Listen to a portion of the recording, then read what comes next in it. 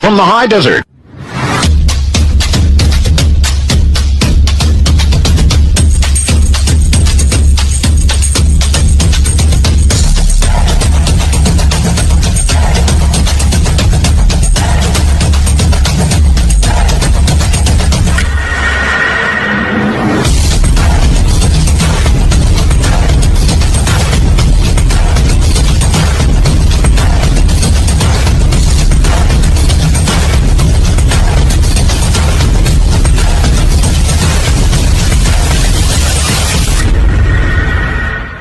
Want to take a ride? From the high desert and the great American Southwest.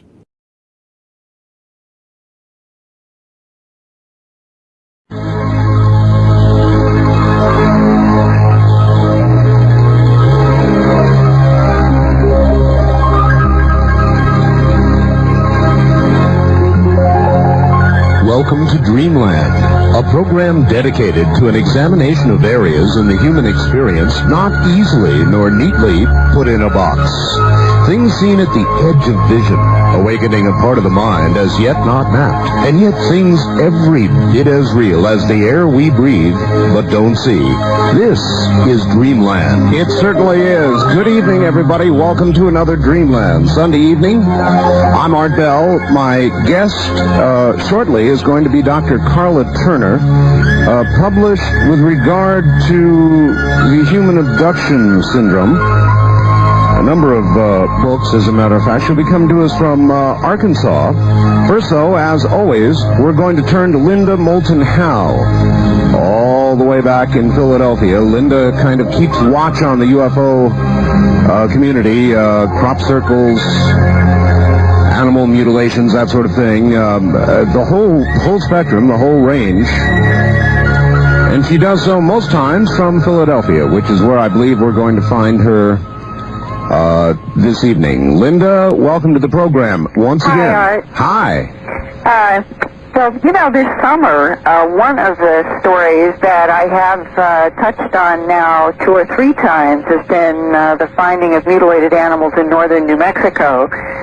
There were, in May, 2 steers on the Eli Hornich Ranch in Angel Fire, New Mexico, which is east of Taos. And 2 of those steers were examined by both a veterinarian and pathologist, Dr. John Altschuler in Denver, Colorado, who confirmed that all the excisions of tissue in both of those animals found the same day on May 14th had been cut with high heat. Since then, there have been other mutilated steers found July 24th and August 17th, and now by this weekend, the 13th animal has been found on the same ranch. Oh, boy. And tonight I talked with Albuquerque investigator Gail Stalin, who spent this weekend on the ranch, went out to help collect tissue samples for me and for Dr. Altschuler. And right now I want to have our listeners hear her firsthand report, and then I'll give an update on another pathology exam after that. So here we go. All right, very good. And once again, this is our new sound system. This bull was laying north of the water towers, I'd say maybe a mile. So we walked to the site. It was by a little pond, and it was laying on its left side. The rectum looked like it had been cored out. The address was... Well, it looked like it had been singed in a way. Was it darkened and smooth? Yes, it was darkened. So we went ahead, took samples of that area. We opened up the mouth and noticed that half of the tongue was missing. So we took samples of that. And how was that cut? Just in a straight cut. Vertical? Yeah, straight across. And was it very smooth or skinny? It was pretty smooth. It didn't look like the buzzards had been on it or anything because the mouth was closed. But the tongue was definitely removed part of it. I would say this bull was maybe 850 pounds. The penis was gone. And how was that removed? It looked like it had been poured out also. Meaning, was it hide deep or deeper? Oh, it was deeper. It was deeper than just hide. Deep. Was it deeper? Like, describe the kind of hole. I would say it was maybe 8 inches round, and it was just a hole. Just a hole where it had been removed. And what could you see in the hole, in the cavity of the body? Well, nothing really. I mean, you could tell that it was gone. You could see part of the rib cage, I guess, was there.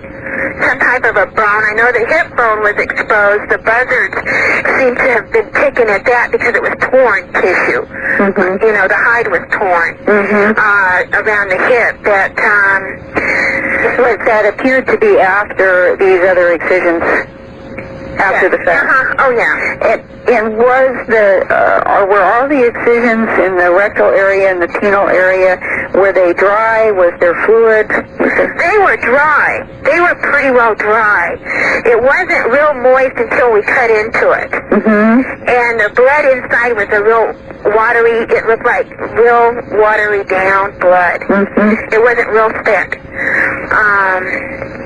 Okay, and so you were trying to get some lung tissue and some internal tissue. Right, we were trying to get lung samples. The heart was real mushy. Was only the heart mushy? No, there was other, the liver was kind of mushy. That the heart was just, it looked bad. That the lungs were pretty clear. I didn't see any marbling in the lungs. Which may have been, if there had been marbling, it could have suggested pneumonia or something. Right. We didn't see that, but we went ahead and took samples of it anyway. And what about the ear and the eye? Okay, the ears were intact. The eye was gone, but it looked like buzzards had been picking at it, you know. So I couldn't really tell if the eye was missing due to, anything other than the buzzards, Now, was this the animal where there was a report from a neighbor of a large black helicopter over the animal? Not that I know of. I didn't talk to any of the neighbors. Okay. That must have been two this week. So I really don't know which one this is because I didn't see the one earlier in the week. Then it was the one on Wednesday because I talked with Eli about it, and there was this was the Wednesday bull. Okay, and there was a large black helicopter that was seen right over the area. Right. Right. And a lot of the townspeople have seen it. They've seen this helicopter. They're quite aware of the helicopter activity going on.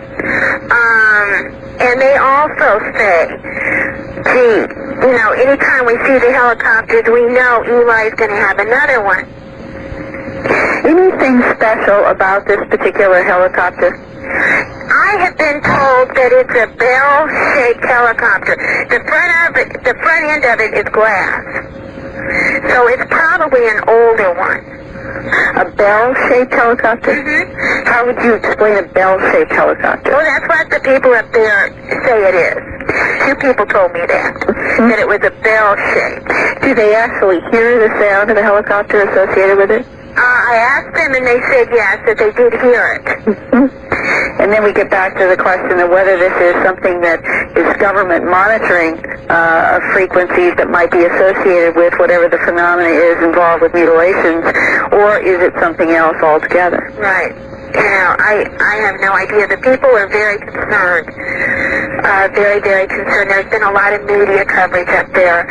I think they're getting tired of it, but they're concerned. They're glad that we're there to help. They really appreciate it. Has anybody in the area ever, in the last month or two or three, reported any unusual, strange moving lights or beams of light in that area? Eli's ranch hand said that he saw something on the other side of the mountains, on the Cimarron side, that looked like an orange basketball in the sky. When was this? This was back in May, when we went out in May. Okay. So that gives you a kind of overview of some of the activity that has been happening as recently as this weekend in northern New Mexico. That orange basketball description was probably one of the most common reports in the 70s when there were so many mutilations throughout the United States and Canada and other parts of the world. Mm-hmm. And I think it's also especially interesting that now we've had two this week, one right after the other, both males, and the July 24th mutilation I talked with Dr. Altschuler about, that was about 3 weeks ago, and he said that he has been able to examine the tissue from that one, and again, he is finding what appears to be the suggestion of high heat. So we are going to try to keep at least building up the case files from a pathology and a veterinarian point of view on these animals that is at least separating them from normal disease and predator. Sure. Wow. What a story. All right. Linda, as usual, I want to be sure to get your address out to everybody because I know a lot of people in the audience try to and want to communicate with you. Right. And I really do enjoy seeing these letters because they are giving me a kind of cross-section of what people who are listening to Dreamland around the United States are experiencing in their own lives, not only now, but some of the more interesting letters have been experiences by people going back to the 40s and 50s in which they have never, ever told anyone before. And in some cases, those stories are totally, they appear to be uncontaminated by current literature. So my address, it's Linda Howe, and it's Post Office Box 538 in Huntingdon Valley, Pennsylvania, spelled Hunting. D is in dog, O-N, Valley, Pennsylvania, and the zip code is 19006. All right. All right. Well, I hope that if anybody has anything, they'll whip it right off to you. And I've got a couple of things headed your way as well, Linda. All right. And I am trying to make sure that we're covering a lot of waterfronts.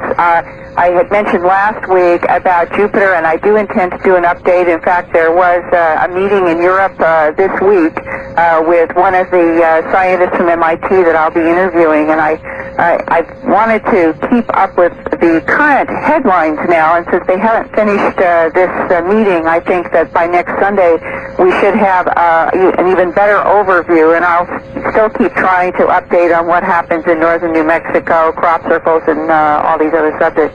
Wonderful. All right, Linda Howe, thank you. Thank you. And talk to you next week. That's Linda Howe. I want you to Turner received an MA from the University of Nottingham, England, and a PhD in English from the University of North Texas. For over a decade, she taught college English and other professional work, including writing and editing. In 1988, she and her family were forcibly made aware, of alien involvement in their lives. That came after a daytime sighting of a UFO by her husband, Casey, a computer specialist. With the help of Barbara Bartholic, I believe it is, an abduction researcher in Oklahoma, Dr. Turner explored the past and current alien encounters that came to her, including her husband, son, future daughter-in-law, and several close friends. The story of the first year of this investigation is presented in her first book, Into the Fringe, published in 1992 by the Berkeley Publishing Group. Working first with Mrs. Bartholic, and then later independently, Dr. Turner began to research other abduction cases in her local area of north central Texas. Since then, the cases have come from many other areas around the country. Her latest research findings are presented in Taken, Inside the Alien Human Abduction Agenda, published in April of 1994 by Celt Works, and available exclusively from them by writing to Post Office Box 32, Roland, Arkansas. 72135. In Taken, Dr. Turner presents 8 detailed abduction accounts from women in Texas, Alabama, Tennessee, Florida, New York, and Puerto Rico, as well as an update on the events she and her husband have both experienced. Some of the little-known events discussed include medical, sexual, psychological, and metaphysical procedures. In addition to these alien contacts, several of the women also tell of surveillance, intrusion, even abductions by U.S. military personnel. The correlations of these accounts and the insights gleaned from their experiences make a powerful case for UFO and abduction researchers to expand the recognized parameters of the abduction phenomenon. They further call into serious question most of the theories that have been offered in explanation of this activity. And so now, all the way to Arkansas, and to Dr. Carla Turner. Dr. Turner, welcome to the program. Well, thank you, Art. Nice to be with you. Good to have you. Hold on just one second. I'm going to put you over here instead. Okay, we've got you over in another place. Dr. Turner, apparently all this began then with an experience you had. Well, actually, it began with an experience my husband had. As far as our coming to having to deal with this, being aware of ongoing activities that once we began to investigate, of course, like most people who've had these experiences, we learned that they went back to childhood. But being aware of what they were, that did begin really with a sighting in December of 1987 of a spherical metallic object over the courthouse in the town where we lived that my husband had. And there was missing time when we went up on the hill to try to figure out what this object was. We certainly didn't think it was UFO. This week's house Like that, because it really wasn't part of the things we dealt with, thought about, or studied in any way. How much of a description did he have of the object beyond spherical? In other words, how close was it? He saw it while he was driving home from the grocery store, and he drove to our house and walked about half a block up a hill. From there, he had a vantage view of downtown where the courthouse was, where this object was, and it was less than 2 miles away, much less probably. Wow. The object was hanging above the courthouse, stationary. There was no movement, no sound. It was not glowing with lights, but it was a burnished metallic color, coppery colored. It seemed to be a total sphere, complete sphere, and it was fairly large, given that it was that close, if it was as close as it appeared to be, which was right over the center of town.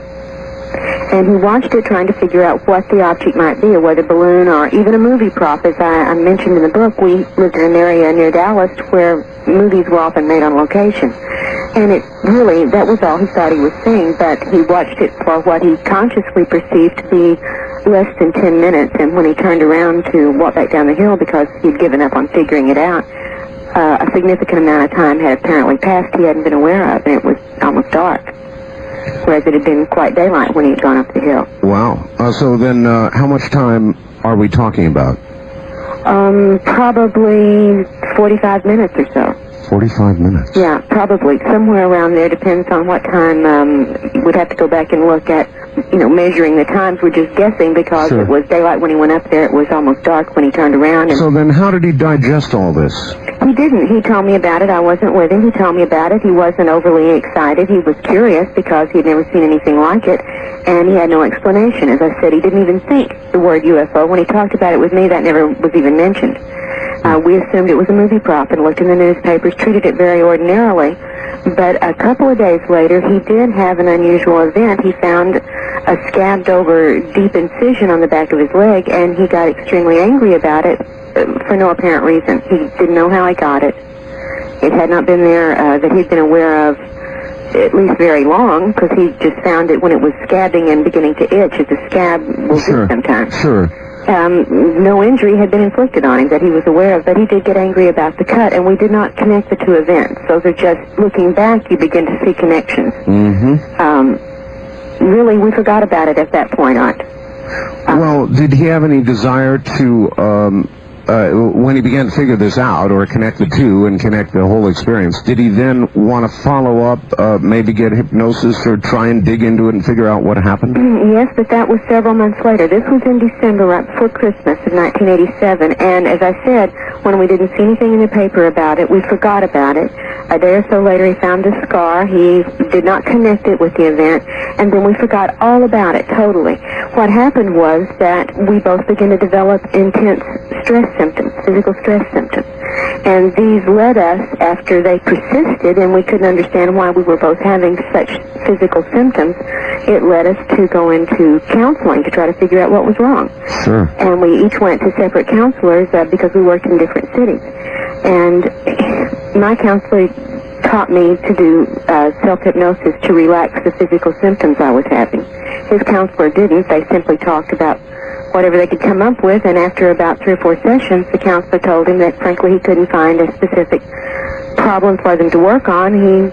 He couldn't tell him what the cause of the stress was. And it was at that point that I offered to show him how to do hypnosis so he could relax the symptoms. He was having a number of physical symptoms, including numbness in the leg where he had the cut on the back of his leg all the way down that entire leg to the foot, would have pain and numbness and tingling. He had vision problems, headaches, stomach aches, back problems, just extraordinary number of stress symptoms. So you decided then you were going to sort of teach him some process of self-hypnosis to try and relieve some of this. Strictly just what my therapist had taught me, and I had only been to him twice, so this wasn't like I was any adept at it, nor did I explore anything further than just learning to relax the symptoms I was having. All right, Dr. Turner, hold on just a moment. We'll come right back to you. We're at the bottom of the hour. This is Dreamland on the CBC Radio Network. I'm Art Bell, and it sounds like there's a lot more of this story and her follow-up research to hear. Stay right there.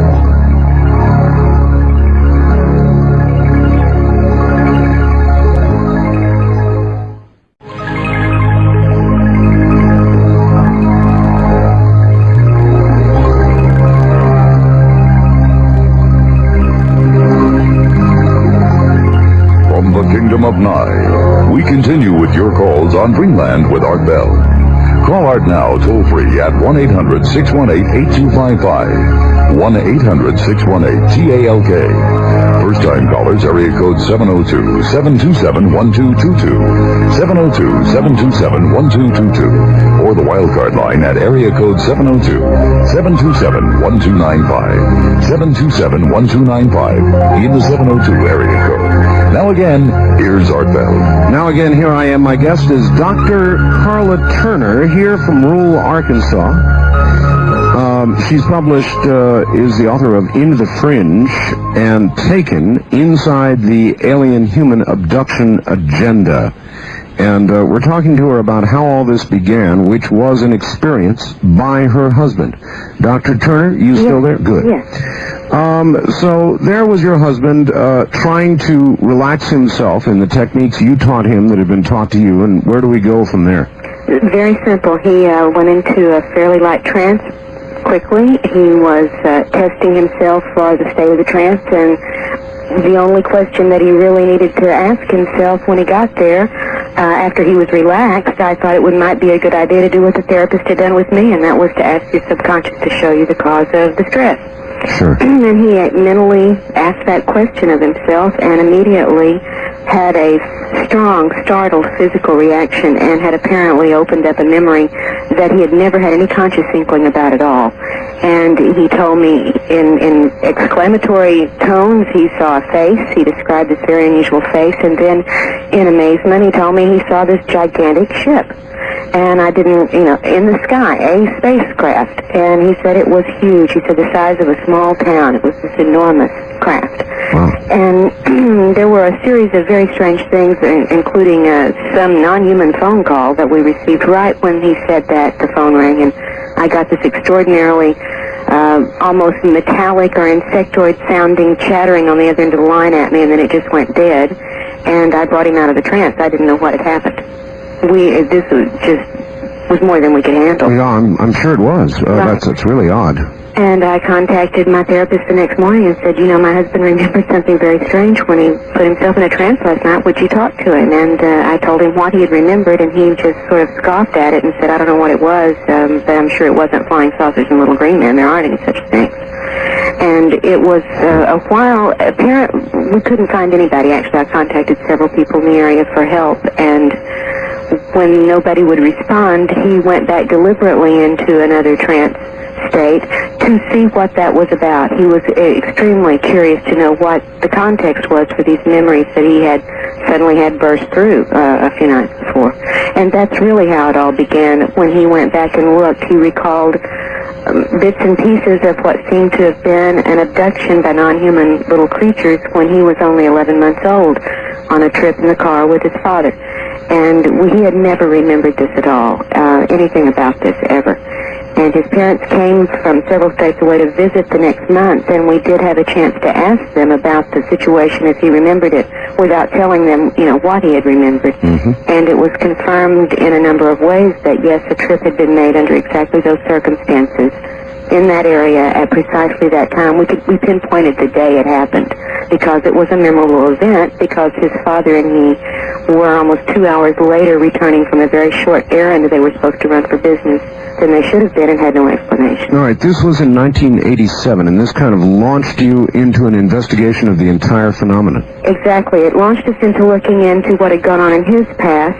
In the process of the investigation with Barbara Barthlick, I was also questioned about anomalous past events myself and turned up things I had consciously always remembered but had never accounted for in any particular way. And we began looking into things in my past, and then we began having a series of current encounters, intruders, whatever you would like to call it. People vary on how they feel about it, but we certainly felt intruded upon. And this involved my husband and myself and my son, who lives in a different place. He was a graduate student in college, his fiancée and his roommate. And this was an ongoing series of intense events for well over a year before things finally calmed down. So this was affecting your entire family? In other words, they were having, and you had experiences? Yes, I had things that I always remembered consciously, but I didn't know what they meant. And I think you'll find this story from any number of people who, once they wake up to a particular experience that seems to be a trigger. For instance, my husband did recall later under hypnosis what had happened in December of 1987 in the missing time period as he was watching this craft over the center of town. He remembered an abduction occurring. He remembered a series of physical events taking place in a very rushed and hurried atmosphere, and he remembered at one point when this incision was made deep into his leg, being told, now you will remember. It is time to remember. Dr. Turner, if this craft appeared over the center of town, that was the phrase you just used. That's exactly right, in the daytime. Then lots and lots of people should have seen it. Well, one of the things I know now that I certainly didn't know then, after devoting several years of full-time effort to researching the entire subject, one of the things we know are that there are at least two kinds of sightings of craft. And there is one which seems more or less random and open, where many people in an area will spot the craft from different points of vantage points wherever they are in the area. People along the freeway pulling over and watching crafts. There were flat sightings like that reported intermittently throughout this history. But there are also targeted sightings that target the perceptive ability of only one person or a small group of people in a large area. And this is very common, that even in some case reports we've looked into, there might be a group of people, say 5 or 6, within a 20-foot radius of each other, and a craft appears that only 3 of those people are able to see. Oh, boy. So then craft are able to do that, you believe. They're able to be seen by those they want to be seen by and nobody else. I have no doubt about it. It's not a matter of belief. I think it's proven. Yes. So you have... Proven by what means, Doctor? By report, as much as anything in this field is going to be proven, so maybe I should modify the term or at least define how I'm using it. To my satisfaction, I have a very short list of things I consider facts in this phenomenon because they are extremely hard to pin down. Things change, perceptions are distorted, and there's so much deception at the heart of the entire phenomenon, an illusion there, that pinning down any kind of fact is just almost impossible. but I think it's been confirmed to me, at least, by a number of investigated events, that there are targeted sightings in which people are targeted for the sighting and the people with them are not. In fact, I have witnessed a version of this last December. My mother-in-law, my husband, and I were called by some other people in the county where we live now that they had a sighting of a craft, and it was moving. When it moved away from their area, it moved in our general direction. And we went out onto the road to an open spot on the top of the mountain ridge where we lived so we could see a great distance, and we watched the craft come in and traverse the horizon less than a mile from us. And we watched it all together, talking about it as we watched it, and when it was gone and we were recapping what we had seen, we each had seen it with different colors doing different types of expressions of color and light. Oh, boy. Well, that makes collection of data a little more difficult, doesn't it? Well, that's one of the points I was trying to make and taken, that just about everything we took for granted has to be questioned in this field. We can't really accept at face value what abductee perceptions honestly report, because they are manipulated to such a great degree. How much of a mix of the UFO phenomenon do you think there's beginning to be with the metaphysical, Doctor?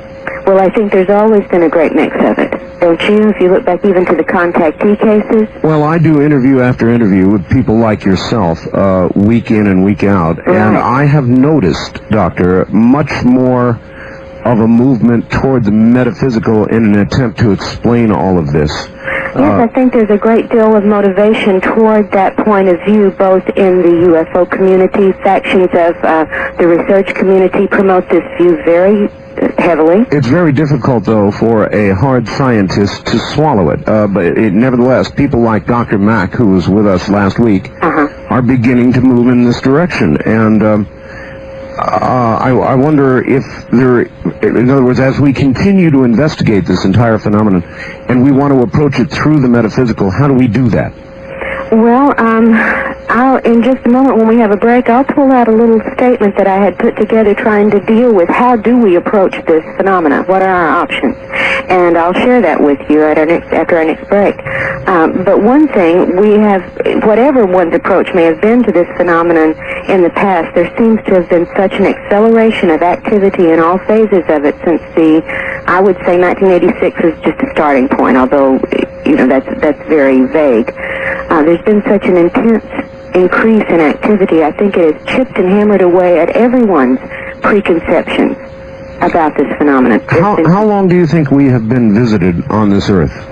Well, I can give you a personal opinion. I can't give you a statement based on data. Personally, I think it may well have been for centuries, if not more than that. In fact, I jokingly, or half-jokingly, talking with another person who's involved in this field a couple of days ago, I said, maybe abductees isn't the correct term really for what we're going through. I said, sometimes it does seem like perhaps everyone has had these experiences and always have. Maybe it's just that something is triggering the species to begin waking up to how to perceive that this is going on, and the waking up process hits individually one at a time, and maybe we're seeing a massive movement toward that. All right. How are you to know, or how can you be sure, or assure us, that the experiences that you became aware of your own and of your husband's were not part of this great false memory syndrome that everybody's talking about? Well, it's limited to what one recalls under hypnosis to begin with, and then elaborates thereof as I understand it. Would you agree with that? Well, false memory? The basis of false memory syndrome, as far as I have seen it presented, is that in hypnotic regressions, ideas are implanted and elaborated, and thereafter are counted as real. Yes, that's correct. Well, the things in my life that we began looking into, I had always remembered since the time they happened very consciously. There was no hypnosis when I was, for instance, I remembered the first event before I was 6 years old. I remembered it when it happened. I remembered it the next morning. I remembered it thereafter. What event was that? Waking up in the middle of the night, or coming to consciousness. I won't say waking up, but coming to awareness, conscious awareness, in the middle of the backyard in the middle of the night by myself, as far as my family was not there. And this creature that was very tall and very thin, and in my child way of thinking, I called it a giant grasshopper because it was very insectoid looking, had hold of my arm and was telling me it was my mother, and I was screaming back at it, "No, you're not." I had remembered that since it happened. That was not something that came up out of a hypnosis session. I had never even delved into it with hypnosis.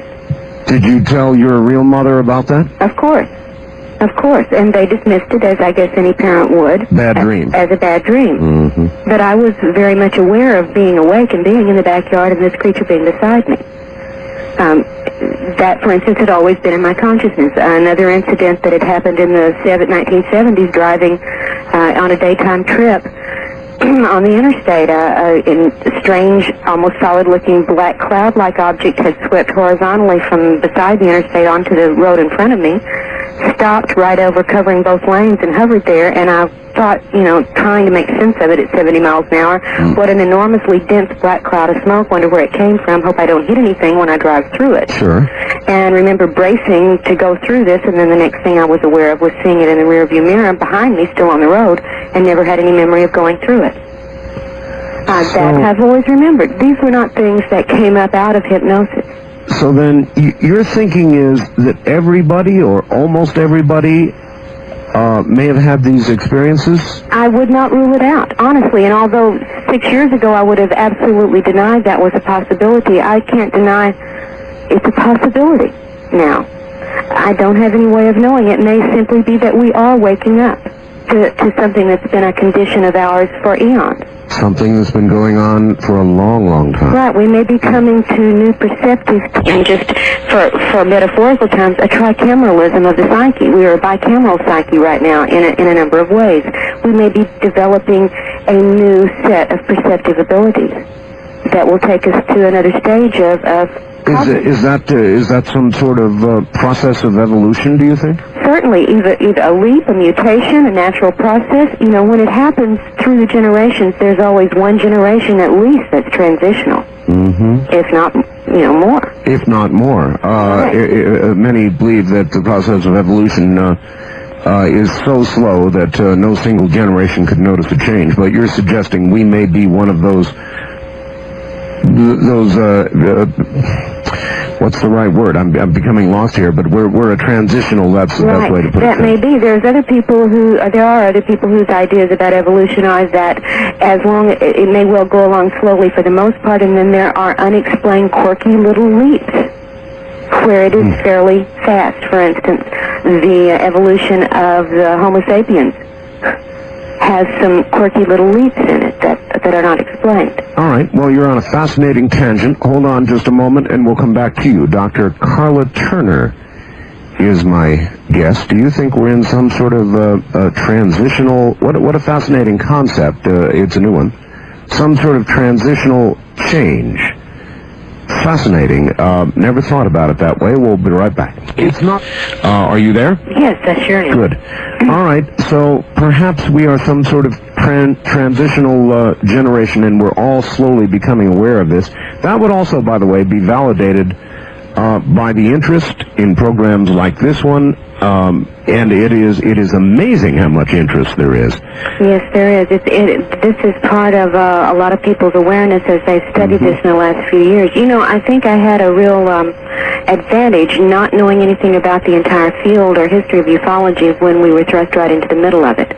And being able, having been trained through my academic work to assess and gather data, to analyze trends and historical perspective and context in different areas of activity, I was able to take in rather quickly, through a great deal of work, the history, at least that was in print, of all the different studies and approaches to this field in a fairly short amount of time, so I was able to get an overview. And one of the things that stood out was this acceleration of change after a certain point in the modern time. There seemed to have been sort of a status quo for centuries. Mm-hmm. If you look at the work of Jacques Vallée and others who've delved into the legends, the myths, the religious lore, the historical records, in fact, from ages before ours, and see that there were these intermittent accounts that fall within the realm of the UFO phenomena, it was fairly static as far as the acceleration of activity until the modern age. And then we see certain kinds of activity beginning, and then beginning massively, and then those becoming more and more complex, leading up to the massive numbers of people who I believe are telling the honest truth about what they think has happened to them, reporting honestly on events as they've perceived them, and the numbers are staggering. What do you think all this is headed toward, this increased awareness, even this evolutionary change? What is it headed toward? Well, again, I'm having to speak from a fairly educated opinion, but certainly no one in this field can claim to have any hard and fast answers from which to work, so we're all making guesses. But I think that if you look at studies that show species societies or groups in intense stress situations go through a metamorphosis. Often physically they'll sicken and die. If they don't, they have mental adaptation processes. They get pushed to react and respond in ways they haven't been forced to before, simply because there was no need for it. And we may well be going through what is normal as far as evolutionary processes are occurred, and just gaining these perceptive abilities that are now allowing us to see interactions and activity of a certain dimensional nature we weren't able to perceive before. I guess what I was asking is, at some point, do you perceive that there may be a kind of a critical mass of awareness? I think that's theoretically possible, sure. I think it may be necessary if we're going to really encounter and confront and deal with this situation as we have it right now. Yes, I think most people, you get the feeling most people are asleep to the subject. But if there were, as I see growing in the past several years, numbers of people waking up in different ways, then you begin to think, yes, this could have a critical mass effect. What would that, do you think, result in socially? If somehow we all began to become aware that, oh yes, not only have we been visited for hundreds of years, we're being visited now. It's occurring to many, if not most people. And it's not a visit. Yeah. It's something quite different. Well, okay, let me take off down that road. What is it? My best opinion is that it is some form, metaphorically speaking, of farming. That we have we are a source for certain somethings, qualities or physical materials or energetic energy patterns. I have no idea, although all of those are possible given the data of the abduction report. Hopefully, we are not as cows are to human beings. Well, hopefully, but realistically speaking, that's not out of the realm of the data possibilities. That if our cows begin to develop, say, self-consciousness, and they begin to perceive their situation more accurately, we would have a big problem on our hands. We would certainly have to change our methods of interacting with the cows. And when we see the changes that have accelerated in the past few years, 10 years, in this phenomenon, you begin to wonder what's made them change from hundreds of years of fairly static procedures. Would you think that if that was the scenario, that, if you'll excuse the expression, our creators intended for us to be self-aware, or not? I think it may be one of those ironic accidents. And again, I'm theorizing. You're talking theory, I'm going to talk theory back, but I'm not going to talk any theory that goes greatly against the data as I know it. All right? Well, that's fair enough. All right. All right. We are at the top of the hour, so hold your response if you would, please. Okay. We'll be back to Dr. Carla Turner, who's coming to us from rural Arkansas, and we'll talk more about abductions next. This is Dreamland. This is Art Bell, inviting you to join me every weeknight for interesting and controversial talk from Area 51 in Nevada, UFOs, time travel, the paranormal. Look, if you're talking about it or possibly just even thinking about it, you can guarantee we'll be covering it. It's Coast to Coast with me, Art Bell.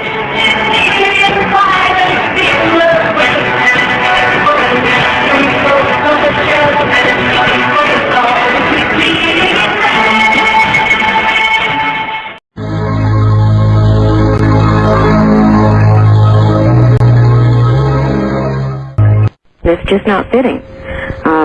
the boxes are very limited. One thing we have to be committed to is, I think, researching the widest possible body of data instead of being very selective because of personal biases or personal preconceptions about what we're going to consider. But the problem is, when you put it in the box, you don't have a good fit.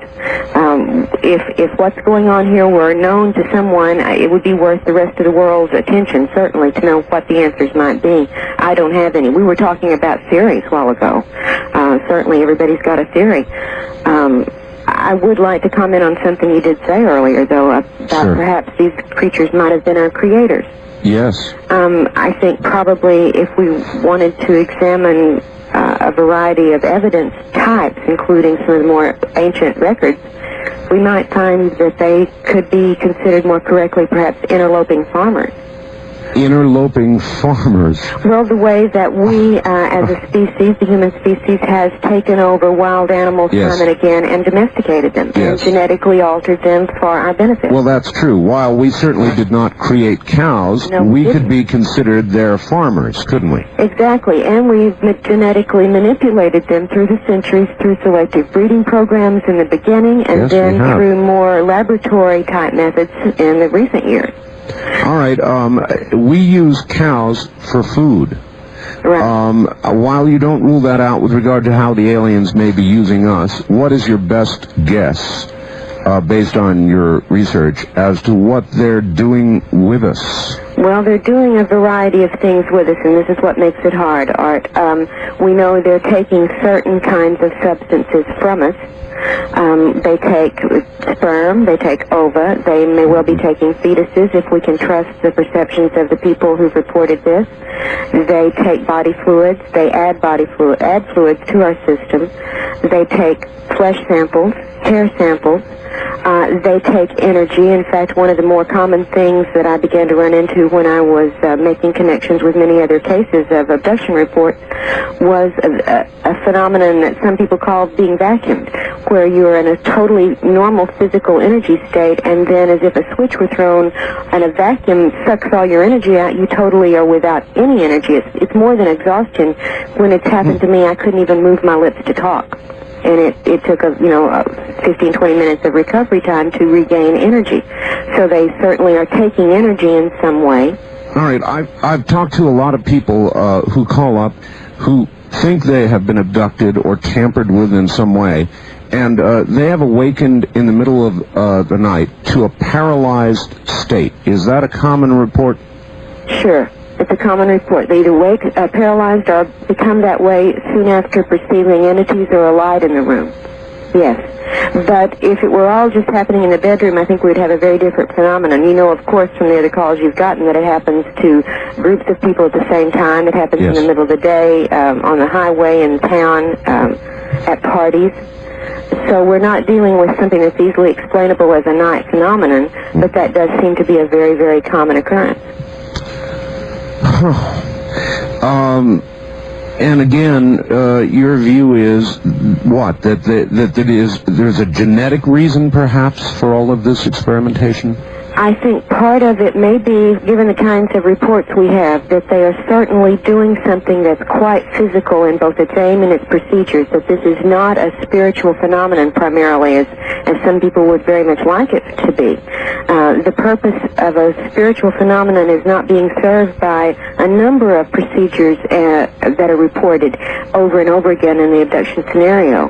These are very physical concerns, brain operations, blood alterations, implants, for instance, which would really have nothing to do with a spiritual phenomena. That's true. What is the state of the research into these implants? I know that we have actually some physical samples of implants. What is the best available evidence? Do you know? Oh, very little, to tell you the truth. The best available evidence I've heard recently has concerned reports of analysis into a number of potential or alleged implant objects, but so far nothing has turned up that is easily explained. Some are completely terrestrial materials, but that still doesn't explain who made them or for what purpose. Others appear to be just anomalous in the sense that they can say what it isn't, but they can't really say what it is, nor, in fact, that it's extraterrestrial in origin. All right, is it necessarily extraterrestrial in origin? And I go back to my visit last week with Dr. Mack from Harvard. He said that, look, a lot of these implants that have been analyzed have turned out to be very terrestrial in terms of the materials in them. Exactly. Dr. Mack is not blind to the possibility that these creatures, whatever they are, may come from either another time or another dimension, but in fact from this Earth, on some plane, from this very Earth. And if that would be true, it would explain the materials being common to this Earth.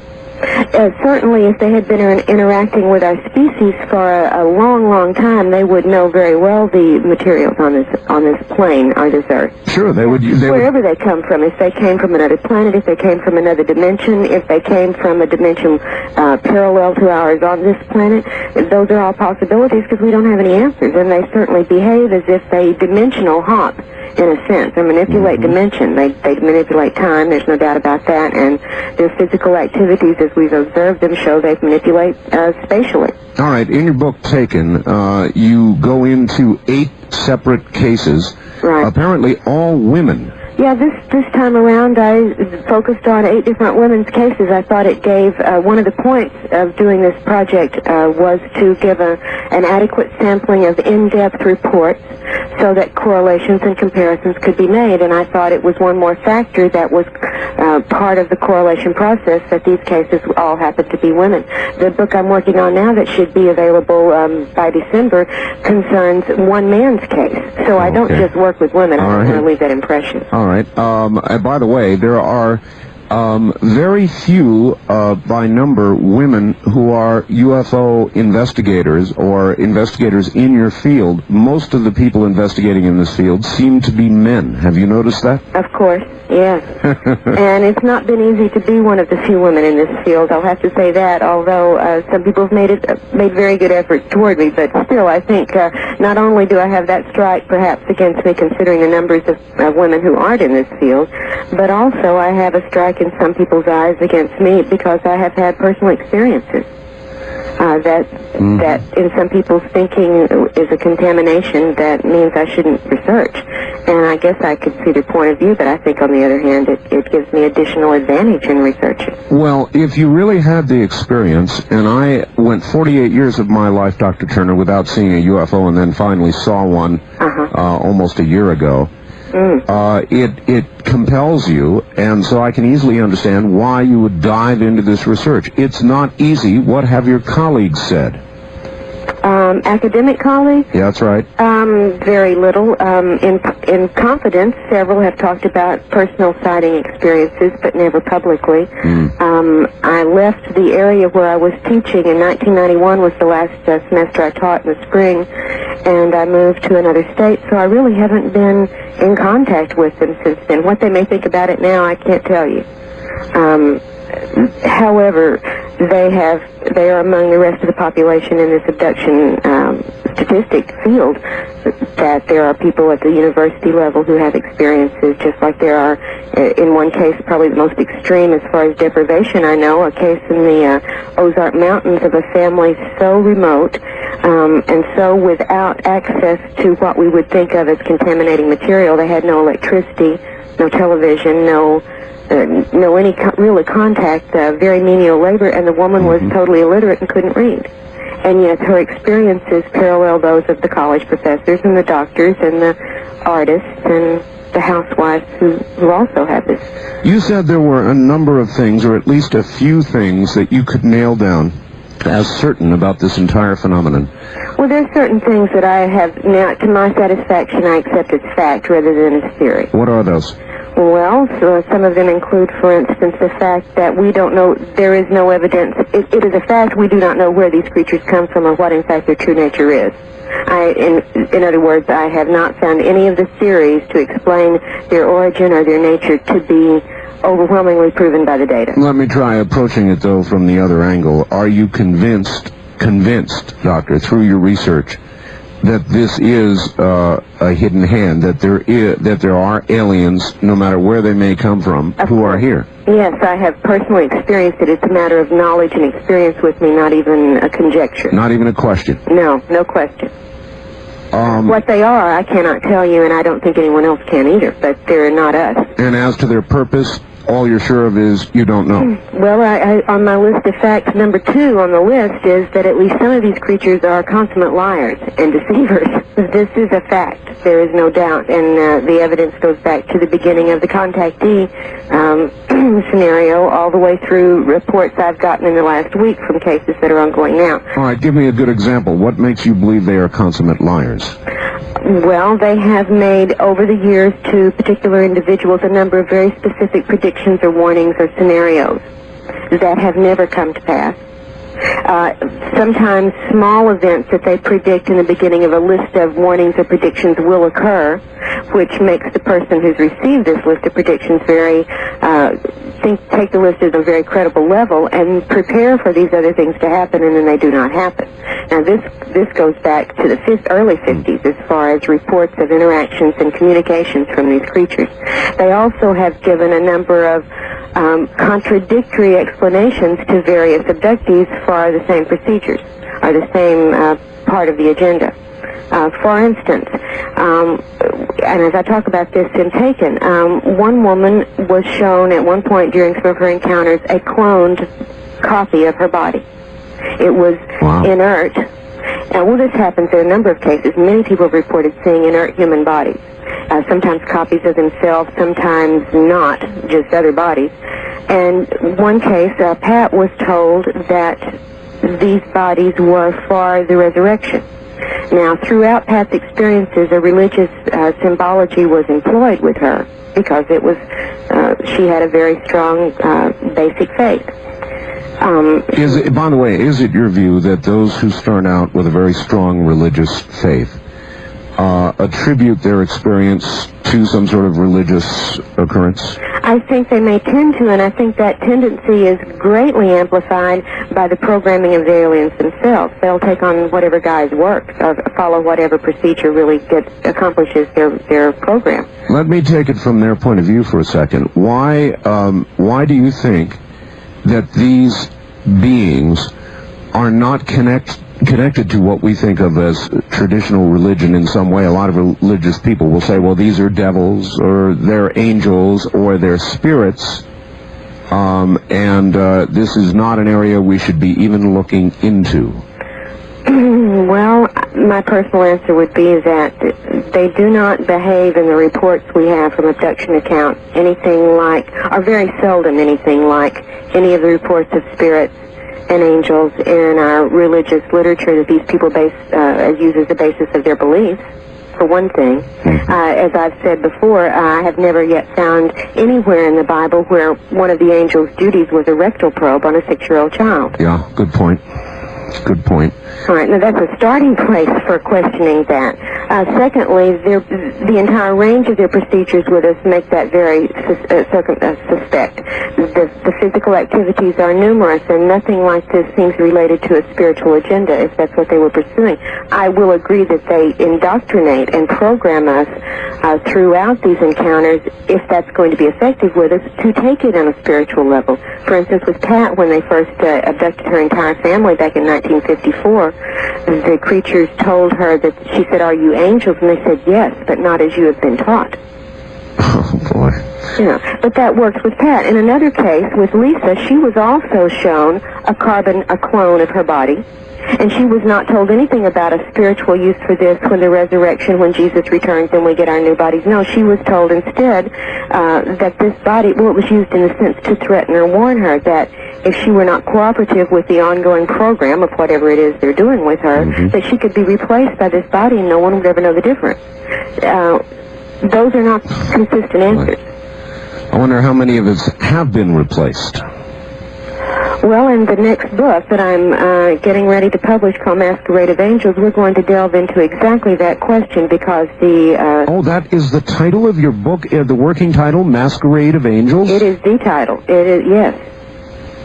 Oh, what an intriguing title. What made you pick that? Well, I hope you'll get a chance to read this story, and you'll probably see for yourself. It deals with one man's experiences, a psychic, practicing psychic for more than 20 years, a man named Ted Rice, who began his work in Atlanta and is now in Louisiana, has lived a number of places, and grew up intellectually and spiritually grew up into the spiritualist, metaphysical, what would be the precursor of the New Age movement very early on, very intensely, very actively. Dealt with what he thought were spirit guides for a number of years until he had a massive, very intense abduction experience by obviously not spirit creatures aboard a spacecraft along with a number of the neighbors down the street where he lived. So he did a quick reassessment. He did begin to look for some explanations. Nothing his spirit guides had ever given him had anything to do with this, had ever prepared him or discussed it, whatever. So we began this has gone on for several years now. The investigation into his lifelong series of events is probably more in-depth than any one investigation I've been involved in, and we've got a number of signed affidavits attesting to the veracity of the accounts. We've done hypnosis with a number of people after their conscious recollections have been recorded. The verification of these series of events is extraordinary, and among those, we have to deal with the question of cloning and replacement, and in fact, the nature of the human soul, and what we may not have understood about it all along. The nature of the human soul. Exactly.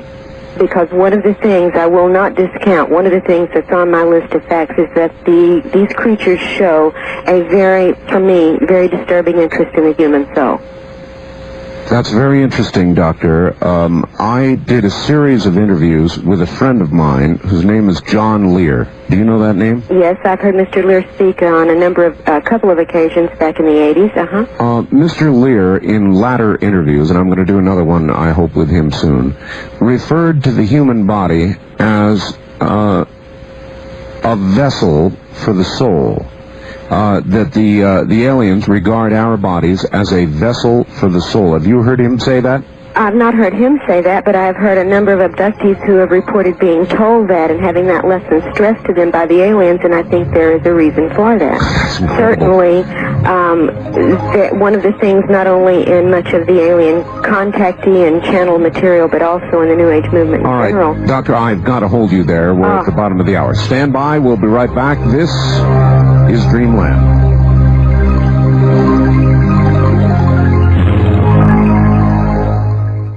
Take a flight into strange airspace. Explore a world of mystery and supernatural phenomena. Don't take a wrong turn, though. You might run into the monsters of your dreams. This week on Dreamland, Mark Smith, author of Auras.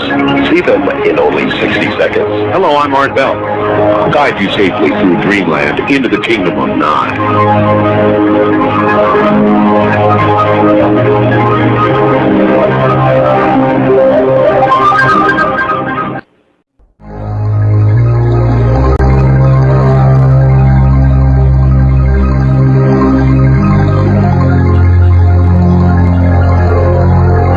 Kingdom of Nye. You're hearing Coast to Coast AM with Art Bell. Much more than just a talk show. Dreamland. To participate in the program, call toll-free 1-800-618-8255. That's 1-800-618-8255. This is the CBC Radio Network. Well, it is that. This is the Dreamland program. All the numbers you just heard, though, are just fine. My guest is Dr. Carla Turner, and she's written 2 books, working hard on a third now. The first 2, one called Into the Fringe, and the other, Taken, Inside the Alien Human Abduction Agenda. And frankly, that's what we've been talking a little bit about, is their agenda, and we're going to do more of it in just a moment. I'm Art Bell. Stay right where you are. It's not that often that I get a chance to tell you all about a product that is effectively begin taking phone calls, I promise. So if you want to get on the lines, Dr. Turner is going to be available to you in just a moment. Dr. Turner. Yes, sir. I want to finish up on the souls. Yes, I'd like to go back to what we were discussing about before the break, if I could, for just a minute. Yes. You were talking about John Lear saying that the bodies are containers or vessels for the soul. That's right. As very different things. going back to what we were talking about even earlier, if these interloping farmers had begun genetic manipulations with the species that they found here to bring it up to a more useful level for them, one of the things that they might have tried to do or might have done was to increase the level of intelligence in the species so that it could in fact pretty much tend its own farm. If you get my understanding. I'm afraid I do. All right. And then this being what they propose to do, the purpose of this, it inevitably having its own reactions thereafter in the species, what might have led up to the transition that we're maybe making to a new level of intelligence, an additional perceptive intelligence. And if that were the case, and you knew that your cows were waking up in this manner, wouldn't it be one of the things you would want them to very much believe, something you would want to instill in them very deeply, to de-emphasize the value of their physical nature and physical existence? Yes. Wouldn't you, if this is a product you are using in some way, wouldn't you want it to not have be placing a great emphasis on its physical nature? And one of the things that they very often do tell abductees and contactees is that the body is of no importance, it is just a container, don't worry about it, free yourself from it. They downplay our physical existence very greatly in part of their programming. And I think I can see a reason why they might be doing that. If they regarded us as we might regard cows who are slowly awakening, yes. Right. Ooh, right. It's very unsettling, disturbing thought, though, for an awful lot of people. I know it is. It's for me too. But when you start looking at the straight data, the real reports, not being censored and not being doctored in any way, you have to consider how do we account for all of this stuff. And we see over and over that they take from us, that they manipulate our understanding and screen our understanding of what they're doing with us, and they're doing a great deal of physical work with us, which seems to be also transgenerational. We've seen that an ongoing genetic sort of program, perhaps. And if we were waking up to the fact of our being used, our being a resource, certainly they would not want us to be overly attached to our physical existence if they're using it. No, I do agree. All right, let's, I've got to do this. Let's go to the audience and begin to take a few calls. You've given me a lot to digest. On our toll-free line, you're on the air with Dr. Carla Turner. Hi. Hi, Art.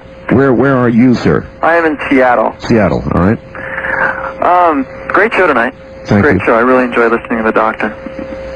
Now, you were saying that there's been reports of, like, bodily fluids being taken. Yes. Is that correct? Yes, that's right. Now, what if, say I was abducted 20 years ago, what are the odds of me receiving a phone call from Mars, collect, and somebody wanting child support? I mean, if I have a son that's 20 years old on some other planet, what are the odds that I might meet him? Well, I think that's a humorous way to look at it, but I don't think you have to worry about it. If you were going to meet him, they'd probably make sure it took place. I would like to say, however, that I am not at all convinced they are actually hybridizing and breeding the way that they have very strongly led us to believe. I think there may well be something else going on, and that is a cover story in effect. Great. So I wouldn't worry about any little babies out there. As far as having living, breathing, individual, soul-like existence as we understand it, no. Certainly they do take our reproductive material, and they're doing something with it. The evidence does indicate in some ways that they may well be using all that material to grow their little gray worker machine. Wow. Instead of making hybrid children as the point of their work, it may be a resource for their slave system, their machine system, their industrial equivalent, whatever you'd like to call it. All right, thank you. So, Doctor, the Greys, as we call them, you may regard as sort of worker bees? Well, I certainly have, in my physical encounters with them, had a very strong and deep and clear impression that they were not soul-bearing creatures. People have reported over and over again that they don't seem alive, there's no emotion, there's no soul energy. In a number of these worker sorts that come in and do sort of routine procedures. Yes, and they are remarkably fetal, they're remarkably humanoid. they may be a genetically manipulated version of the fetus grown and developed in certain ways as a dedicated program machine. Do you think, Doctor, this is way out in the speculative area, but do you think that we were supposed to become aware, or do you think that this growing awareness that we appear to have is an unexpected byproduct? I think that it's likely it could be an unexpected byproduct. It may well be something that we would naturally have evolved to on our own without genetic intrusions at a much later time. It may be that there are other forces than human and alien who are also employed in the universe who may be helping in some way to wake us up. All right. There's a lot of possibility. On the wild card line, you're on the air with Dr. Turner. Good evening. Good evening, Art. This is Jim in St. Louis. Hi, Jim. Dr. Turner, thanks for doing the show. Yeah, you're very welcome. Art, Yes. First of all, I had a question for you. I just was curious. I listened to the last couple of shows you've done the last couple of weeks, and you always seem to hint at you always seem to ask your guests about the creators. What is your personal theory as to the creator bit? And as for your guest, Yes. Dr. Turner, Yes. what exactly are we talking about as far as the numbers go for this kind of this phenomena? And is it happening worldwide? I mean, outside of the country? Yes. And is there research being done in other countries?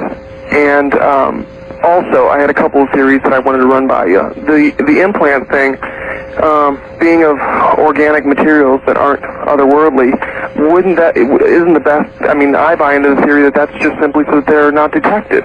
I think that it works that way very often, yes. Okay, and secondly, I was reading Dr. Jacobs' book, Secret Life, and I was trying to figure out if I was being abducted repeatedly, and I had to put a stop to it. I mean, I was trying to think of ways that I would try to prevent this abduction experience from reoccurring. Right, I can And get with that. as I know that they don't seem to like, I mean, these beings, they don't seem to care for video cameras being around. They want to remain secret.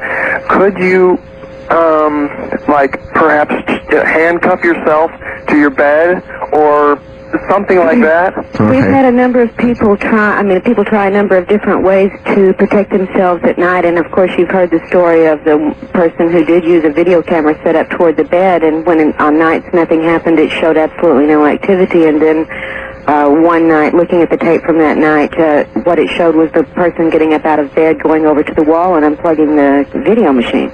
Mm-hmm. You know. What about getting the help of a third person, literally handcuffing yourself to the bed? I have one person right now has reached that point where they have tried tying themselves to their her husband or to the bed, and it doesn't seem to make any difference. All right, he asked a couple of other questions about the numbers and whether it's a worldwide phenomenon. Well, Dave Jacobs, I know, probably reported, if you've heard him on interviews or at presentations he's given on the Roper poll a couple of years ago, that based on their statistics, estimated that perhaps 1 in 40 Americans had reported details that would match up with this scenario. Jacobs has said in public and in private both that those numbers were actually much higher than that on the original poll statistics, and that frankly they watered them down because they didn't think people would believe them. So we're talking about higher potential numbers than 1 in 40, perhaps 1 in 20 or 1 in 10. We don't really know, because as we find out, when people do wake up and become aware of it, it's been going on throughout their lives without them being aware. How many other people are not aware yet? There are a lot of people not aware, Doctor, and one phenomenon I've noticed from doing this kind of program is of many of those who are not aware, when they're confronted with the kind of information you've been giving tonight, they respond with outright anger. I mean, they flat get angry. Absolutely, and that's a fear reaction. Anyone who has a very, very strong reaction, either obsessively or in angry and denying terms, one wonders what motivation, because that is not a typical, normal, unaffected reaction. And I can understand it. I don't want this to be true either, and I certainly have not been, I don't know that I would have ever chosen to be aware of it, to tell you the truth. All right. On our toll-free line, you're on the air with Dr. Turner. Good evening. Hello, how are you? Fine. Kim Ian calling from Portland, KEX. Yes, ma'am. Hello. I just want to make a few calls. Great show tonight, or a few comments. I feel that there are answers to these questions. Each weekend on Dreamland, we keep hearing, we don't have the answers, we don't have the answers. I had an experience in 1986, so similar to Dr. Turner's. I, too, in Las Vegas, saw a craft in the middle of a busy intersection with my husband at that time, and no one else saw it. And I've often wondered if that's a phenomenon that other people have experienced. My life changed after that. I did much research, and a lot of my research has led me to books and that involve people channeling information from beings through telepathy. Through telepathy, the same way that these abductors communicate through the abductees. I know a lot of people are, skeptical when we mention channeling. I'm one of them. Yes, I'm another one, because there's no possible way to verify anything that they give us, much less the source of the channeled material. And I'm just a very skeptical person, I hope by nature and by training both. If there is no way to confirm something, then it is certainly not an idea or a piece of information upon which I'm going to base any serious response. I understand. So many of us want to find this information through the regular, concrete way that we've done everything, and I really liked last week's show because I think we're really beginning to get it out there that we may have to go through different avenues. We may have to look through ways that we're not used to. We may not have things that are concrete. Right, I think we are being pushed to that, absolutely. Of course this is we just are. what we were talking about with perhaps the transition to a species with more perceptive abilities, because we have to learn to see what is happening to us, to perceive its reality, before we can ever respond and decide what response is correct. Right. It may well be that our response will be defensive. It may well be it's a response of accommodation. We cannot tell from channel material that is unverifiable which way we should be preparing. Let me ask this. Many abductions have occurred, and I do believe that they are occurring, and I do believe there's a reason for this new awareness and this sudden awareness of these abductions. And they always say that the way that the abductors communicate is through telepathy. Right. So if in fact this is occurring, so many people, Art has never had an abduction memory. I don't have an abduction memory, and yet I believe it's true. I believe it when someone says, I was there, I heard them communicate with me through telepathy. Well, I have very, very close friends, and myself, I have telepathic abilities, but I can't prove it. Just like the people who are on board can't prove they've been abducted. We have to start taking another viewpoint. All right, I do agree, but Dr. Turner, I've got to admit, I'm one of the ones not very comfortable with the way you're laying it out. I don't know why. It's just, it kind of puts me on edge. I wish I could give you a beautiful picture. I just don't have one. Oh no, I'm not asking you to do that. I'm just saying that my reaction to it, and I deal with this material all the time, my reaction is kind of a uncomfortable one. In what sense? I guess in the way you're describing what you think their intentions toward us may be. You're uncomfortable in that it doesn't fit what you know, or it's uncomfortable because it would imply something you wouldn't like. I don't understand. That's what I was asking. Yeah, I guess it would imply something that I wouldn't like, that I'm just not comfortable with, that we are to them perhaps as cows are to us. I'm not comfortable with it either, but reality is going to be what it is, whether we're comfortable or not. That's what true. We're trying to figure out. And then right. Getting past the point of being uncomfortable or afraid or angry and all the other emotions abductees go through, and people who come to understand this is true, whether they've had it happen to them or not, that they're aware of, you've got to get past that to the next stage. That's stage one. Stage two is now what do we do? Okay, I'll bite. I like that. What do we do? I don't know. We haven't all waked up enough yet to perceive it correctly. We are perceiving bits and pieces still, and we are so highly manipulated by these beings. The nature of it is deceptive and elusive, illusionary.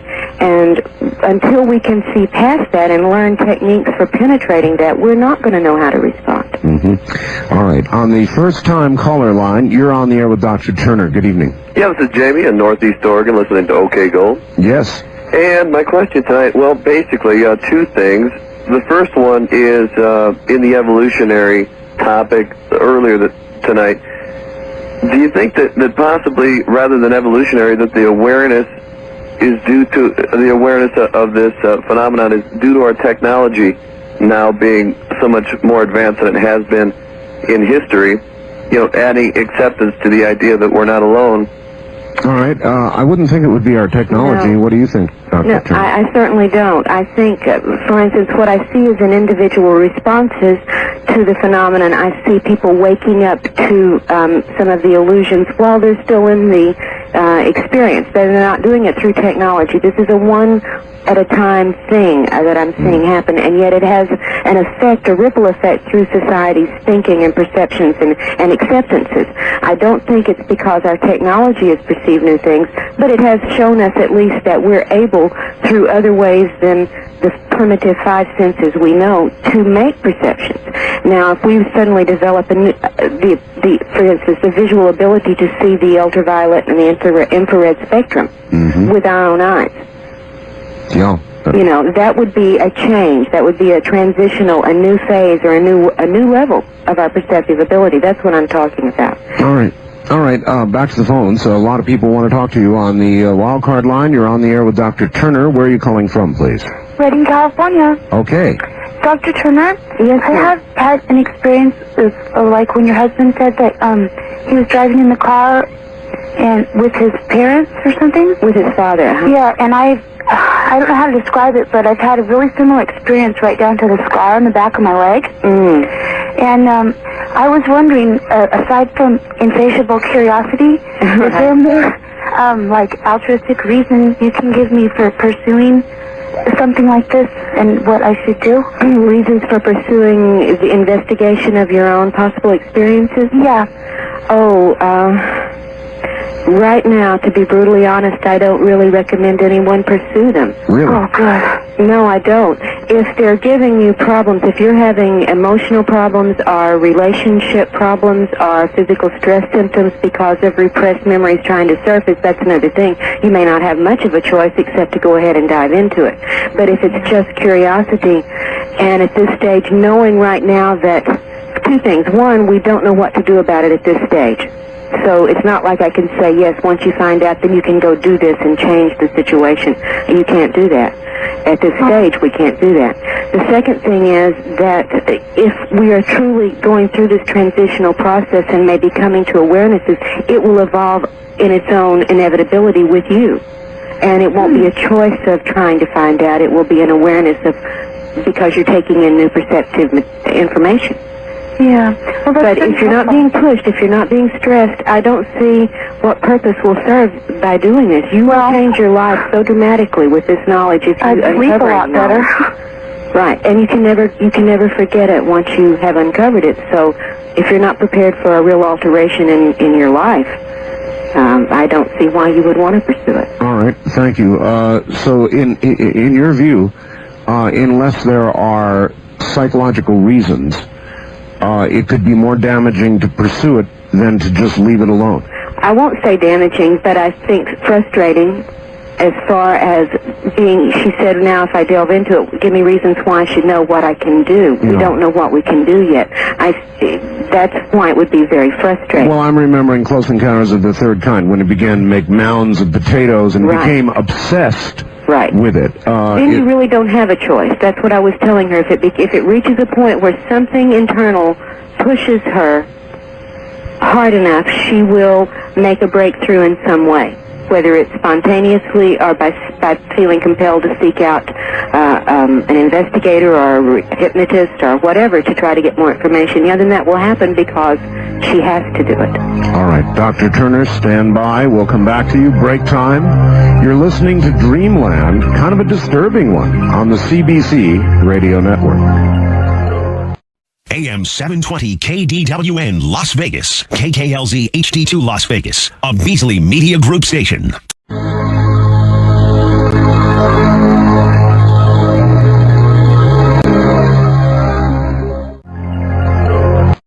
Dr. Turner, hi. Hi.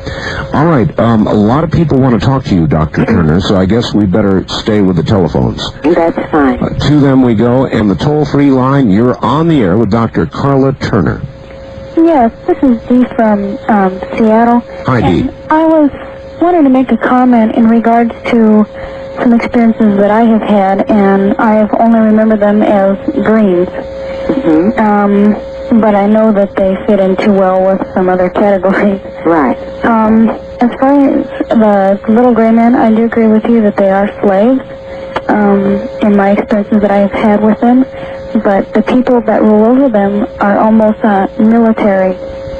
Yeah, there seems to be a lot of getting down to business with their procedures. Right, and from my experiences, it has almost been the perception that I hold some kind of rank there, and I am, I guess, have a higher status than others in there. Well, I will tell you that there have been a number of abductees who have been told at some point in their experiences are made to believe that they too are working in some conjunction with the aliens and are special and have a higher rank. So that is not the first I've heard of that. And I was wondering if anyone has had any experience of being shown a laser weapons system that they have been giving the chemical formula for the gas.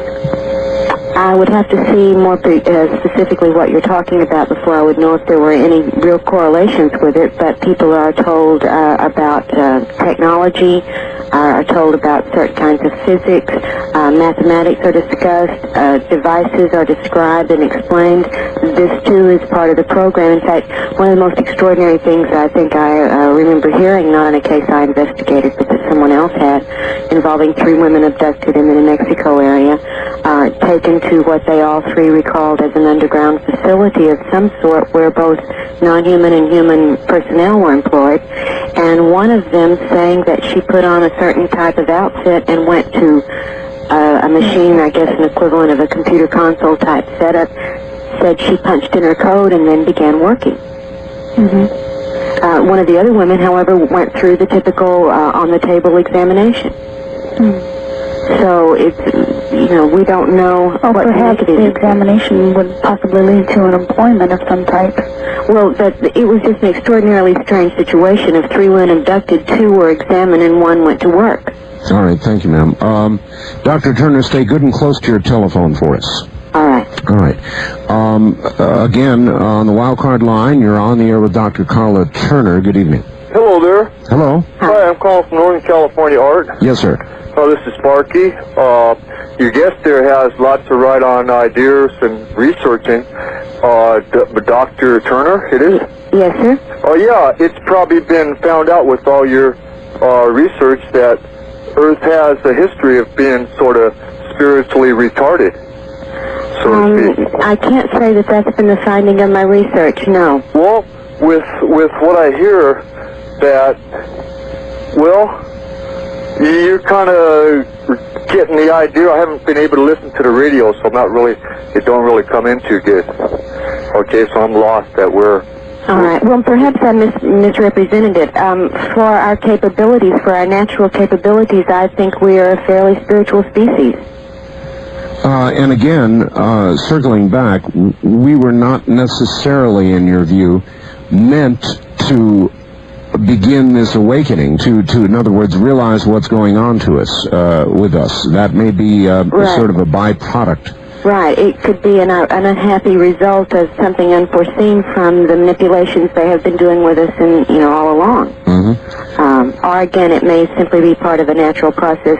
Whatever stage we're at after their manipulations, we still continue to change. Okay. On the first-time caller line, you're on the air with Dr. Turner. Hi. Hi, this is Debbie from St. Louis. Hi, Debbie. I had a question about if they are interloping farmers, then, how do you explain the purpose for aliens showing women their hybrid babies and telling them to hold the child? Right.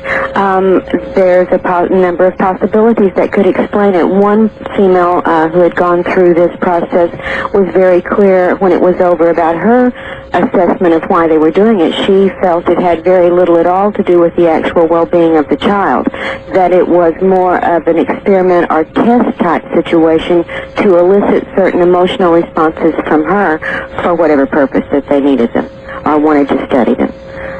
She felt that it had very little to do with the baby.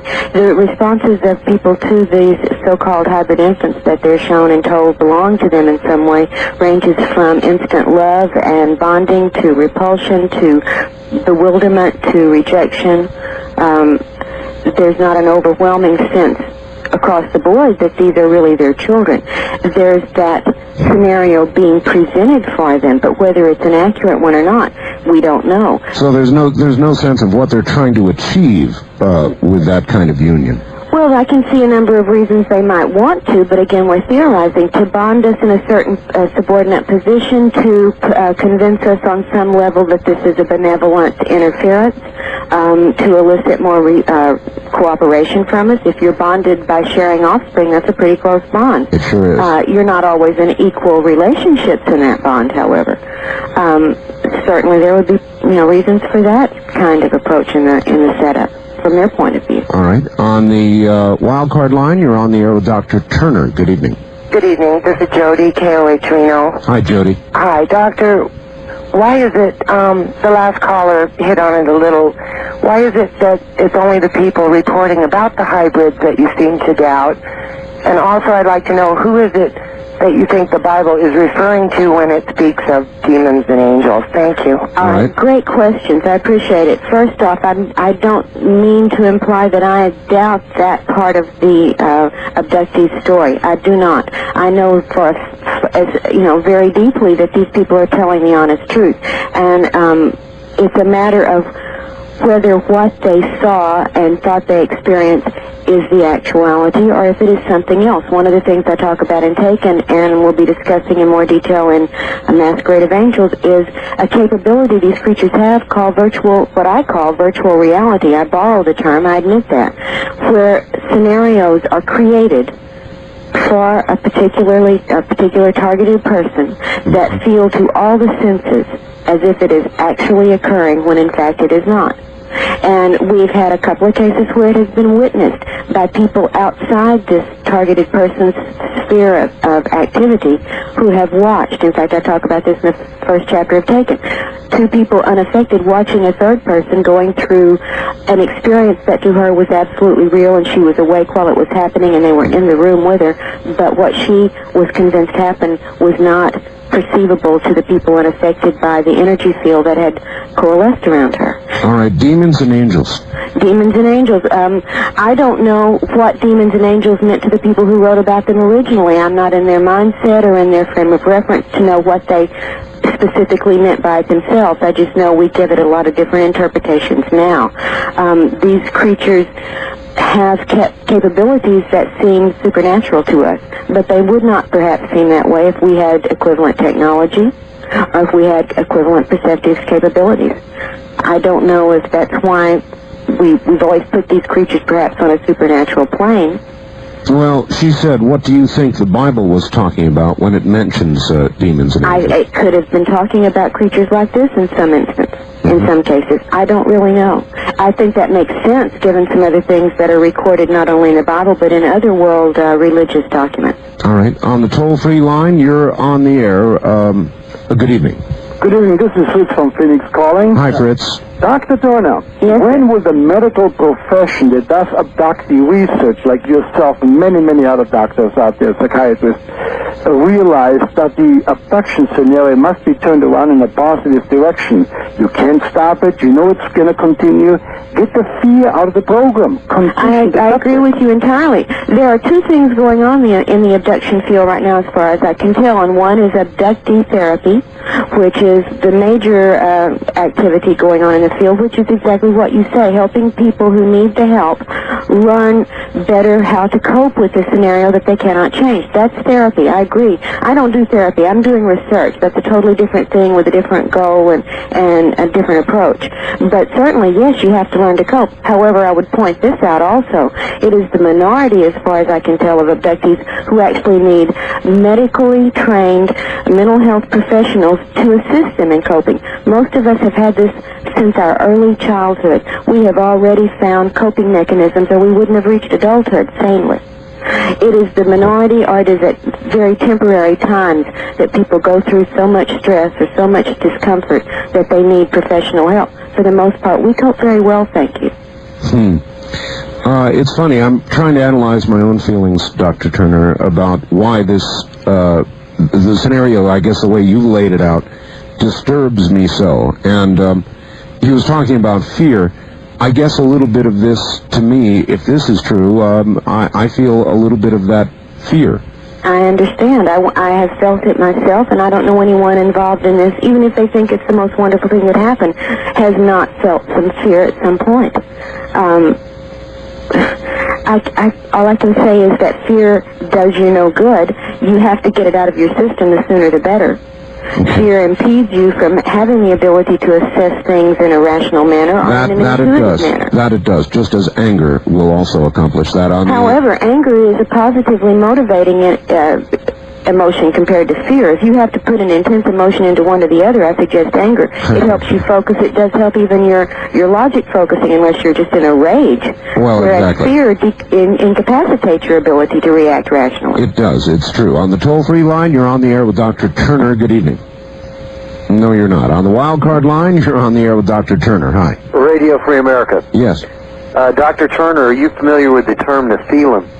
No, yes, I am in the works of Sitchin and in some references to possible ancient, Actually, documents. it only happened. It's only in the Bible twice, in Genesis and in Numbers, and it refers to a race that was on the earth that before the flood and then after the flood, and a lot of biblical scholars believe that angels at the time before the flood of Noah had intercourse with women. I'm familiar with that scenario. And what is your belief that this is what could be happening?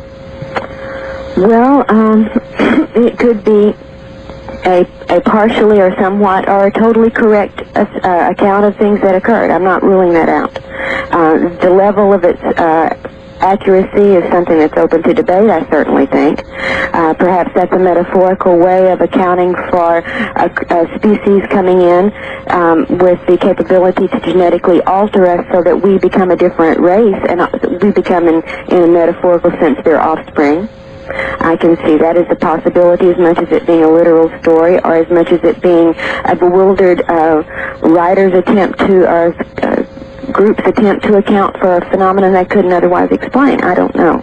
Dr. Turner, who would you say is doing research that you most particularly admire right now of all the people in the field?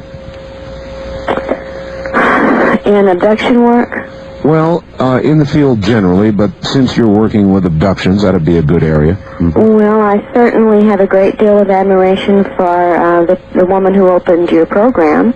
I think Linda Howe is doing absolutely as accurate a work as one could ask. And certainly she's branched out from cattle mutilations to dealing with many other phases, including the abduction phenomena. That's right. I find we have a great deal of our own opinions about this based on what we've seen and dealt with, very much along the same lines. Do you think the cattle mutilations are absolutely related? Yes, I do. I just don't understand the exact nature of the relationship. I really don't. All right. On the first-time caller line, you're on the air with Dr. Carla Turner. Good evening. Hi, this is John, KBI. Hello, John. Question. I want to believe in what's going on, but I have one really kind of nagging question. I live in a housing development, okay? What if the guy next to me is being abducted and I'm not? Why don't I see things external to my house? You could be turned off while these things are happening. For one thing, that would be the simplest explanation. People are turned off in the same bed with an abductee, much less next door. If it's necessary for you not to see it, you won't see it. So this could happen on a citywide scale? Of course. It happens in the heart of cities. It happens in small towns. It happens on the roads. It happens in public facilities. And there was a lady that called earlier who had said that she was in Las Vegas and only her and her husband saw a UFO in an intersection. Can that happen? Yes, exactly. Of course it happens. It happens over and over again. That's what I was saying, that there are at least two types of sightings reports. One is a random, where anyone in the vicinity by accident can observe it, and the other is where it's targeted and only the selected person or group can see it. All right, let's ask this, Doctor. What about any specific numbers? Are there more men than women abducted, or women than men? Are any areas more likely than others? Is there anything you can pin down as you start to look at all these reports? Not a thing. Not a thing. Not a thing. No more abductions in this country than in France. I would not. Per capita. I would not think so. There is a research going on in various areas in Europe very intensely and seriously, if quietly, and sometimes not so quietly. There is research going on in China, in Russia, in the former Soviet Union. There's research going on intensely in Japan. There's ongoing research in South America. I would think the cultural differences would make a great deal of difference in how many are reported. Yes, that's where the difference come in on the question of men and women both.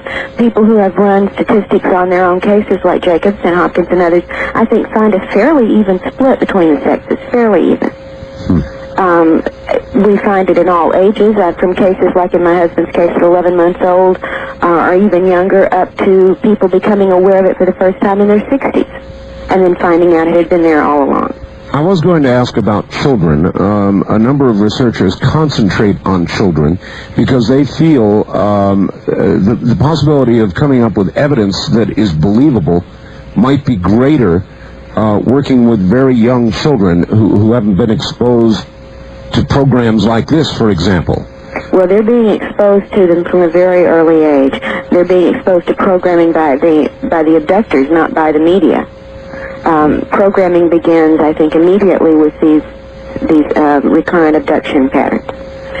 So yes, they're getting programmed, just not from us.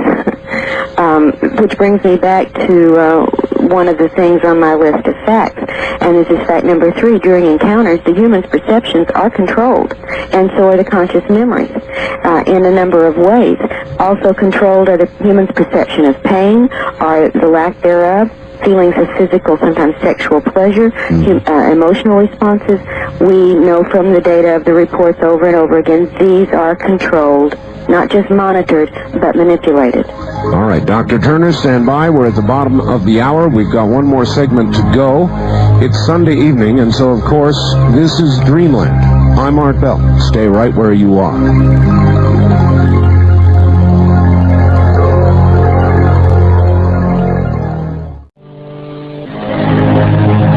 BBC, Chancellor Broadcasting Company. For the strange and unusual, it's Dreamland with Art Bell.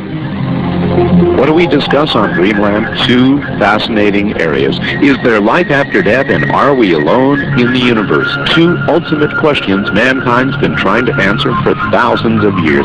We'll be talking about it this week, right here on Dreamland. This is a pre-recorded, previously broadcast program.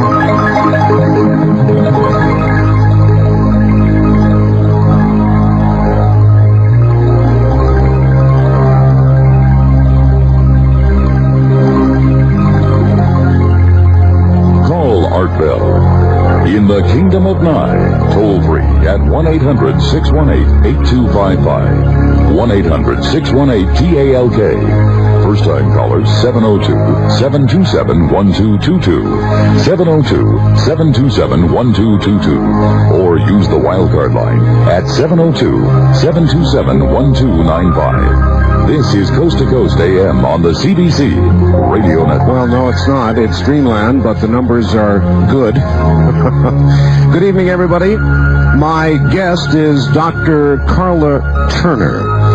And the subject, of course, is abductions. And Dr. Turner, I'd like to ask you, what about, we haven't touched on this yet, what about the supposed great government cover-up? Is it your view that our government knows what's going on? It's my experience that there are government agencies of some sort involved in gathering information about this phenomenon. As far as the abductions are concerned, I can at least tell you that from first-hand experience, and I think the research of people in other aspects of this field have pretty much confirmed through a number of methods and means that there is government knowledge of something going on and some extent of involvement in studying it.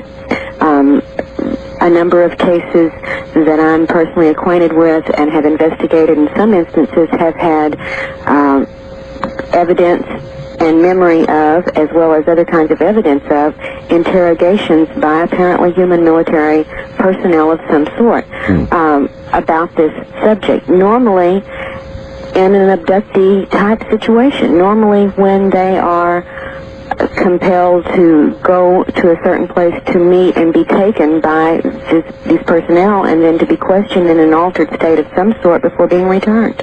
Sometimes they're threatened, sometimes they're not, but the subject of the questioning is what we are experiencing in these encounters. All right, very good. Back to the phones. And on the toll-free line, you're on the air with Dr. Carla Turner. Good evening. Yes, I'm calling from Southern Oregon. Yes, sir. I know a lot about the subject of UFOs, and I know quite a bit. I can tell you this. I think the only way that we'll be able to find out about what is really going on is we change our concept as regards the world of our environment. You know, a fundamental change in the way we see things. And I also wanted to add that I'm sure your guest probably knows about this, that certain mushrooms that contain tryptamines and psilocybins can also create, I don't know if you call it I guess you would call it a hallucination. The same sort of altered state that UFOs produce. Yes, all right. Some sort of altered state, Doctor? That may be true. I know that there are altered perceptions from certain hallucinogens, yes. However, in abduction phenomena, we have evidence that is more than simply what a person thinks they saw or maybe hallucinated. We have external types of evidence, after effects from these events that are very physical and external to the person.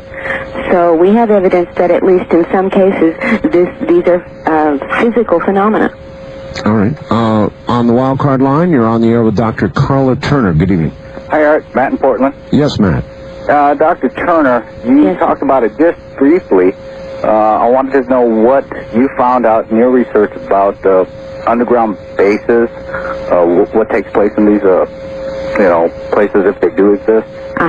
If they do exist, if the reports are of a reality rather than of a staged or illusory scenario of some sort, and that's always a possibility without further external confirmation either way. All right, I take that as a given. But the reports themselves, whatever their nature, talk about various kinds of activities in apparently underground facilities. Often they have both human personnel, either scientific or military or both, and then non-human creatures of various kinds in conjunction there with them. Sometimes these seem to be more or less military-type stations or bases. Some are reported to be research-type facilities, and others are reported to be what the people sort of refer to as processing plants, in which very horrific scenarios are reported involving mutilations of humans, and this is something that goes into the more lurid side of the material. But nonetheless, it comes from a number of different cases and reports, not just the few that people may know about, and it often has come from people who are what I call UFO virgins, who really have had little or no exposure to this material and certainly wouldn't know who John Lear was. All right. Dr. John Mack last week and others who have been on this program have said that there's a strong message that comes from the aliens, or whoever they are, about ecology, about our ecosystem. What do you know about that? That's accurate. Many people are given messages or information about upcoming destruction or crisis situations on the planet. Some are shown scenarios as holographic future events of great physical destruction or other kinds of chaotic situations. Yes, that is reinforced with these scenarios, these visions and scenarios very often. All right. What about sending a message to the aliens? Does that sound crazy to you? In other words, if you've got somebody who's repeatedly being abducted, what about the possibility of sending a message with them? To the aliens? Uh-huh. Well, if we assume that the interaction is designed on the aliens' part for them to try to elicit certain information from us, they're totally in control of the situation. First off, they're after certain things, certain procedures, or certain exchanges of information, if you will. You're not there as a voluntary cooperating party who has any input into what's going to go on. They control what happens. So you can't go in with a message from someone and expect them to pay any attention to it. It just doesn't seem to have happened. One researcher down in Houston, Daryl Sims, has been working with a rather intriguing idea, though, of implanting post-hypnotic suggestions in people whose cases are currently intense, that are set to go off at a subconscious level the next time the person is abducted, so that they will do something extraordinary to try to break the scenario up. I'm glad somebody's working on that. Good. All right. Yeah. All right. On the first-time caller line, you're on the air with Dr. Carla Turner. Hi. Hello. I'm calling from Eastern Oregon. Yes, ma'am. And my question is, these people, these abductees, do they ever report being able to feel these beings? Do they have a physical body that you can touch and feel? Oh, absolutely. In many cases. Now, that varies. There are some reports and some scenarios, and I myself have had one like this, where the beings have been with me and we've had telepathic communication, but they appeared physically almost translucent. I could almost see through them, and this has been reported a number of other times. At other times, they physically are quite there, and they touch you physically, and they can do things to you physically that leave physical marks. Yes, they have felt texture. My husband, for instance, described in his initial encounter at 11 months, when the smaller creature that had come to fetch him from the car, held him to carry him. He was only 11 months old, carried him to the craft to transport him to the larger one. He could feel the texture and the solidity of the being that was holding him. When he was aboard the larger craft and a different type of creature was with him, examining him closely, he even reached up and recalled touching inside the creature's mouth. This was not one of the little grays with the non-functional mouth. It had a mouth of a certain sort that has also been reported before, and had an interior material that he said felt almost spongy. Oh, how odd. All right, on the toll-free line, you're on the air with Dr. Turner. Good evening. Good evening. Yeah, I had a comment based on an earlier caller's question, and all right, sir, where are you? I'm in Seattle. All right.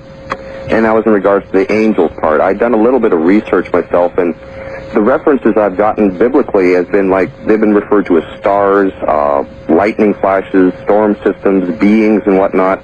So it's kind of like anything, well, and by the literal definition of the term, it's messenger. Mm-hmm. So an angel or a demon is if someone perceives that they're getting some message from something or somebody, right, based on their own perspective, if they have a positive or a negative reaction to it, that will become an angel or a demon. If you remember, I can remember a couple instances, but nothing specific, but it was like they telepathically communicated to whoever they were speaking to, and one of the first comments that was communicated was fear not type of a thing, like don't stress out over the situation and just kind of go with whatever's happening, you know. And that's one of the very most common initial communications during an abduction, especially the bedroom encounters, is the creature communicates, do not be afraid. Mm-hmm. And another thing you were saying about how people, you could be in an area and some people will see something and other people won't. Right. There was a phenomenon I heard of and related to, what was it called? Called geophysics. Or geophysical warfare was actually a whole scenario that was researched by the government, but they had found out there was a natural phenomenon in the south of Germany. In the late summertime, there was a type of field that kind of inhabited an entire valley, and the whole valley kind of became lethargic and lazy. And it wasn't exactly they would try to do things or something, but they just kind of became listless and kind of relaxed and couldn't really motivate themselves. So like there's natural phenomena seeming to go on without any particular cause, but if someone has kind of researched this type of thing, they might be able to manipulate it down to a level where they can just kind of tune into a certain frequency. Well, it also may be one of the functions of the implants. Some people, we don't know what they are, so people hypothesize, and some think they're monitoring and tracking devices. Others think that they are devices to monitor some bodily system or function.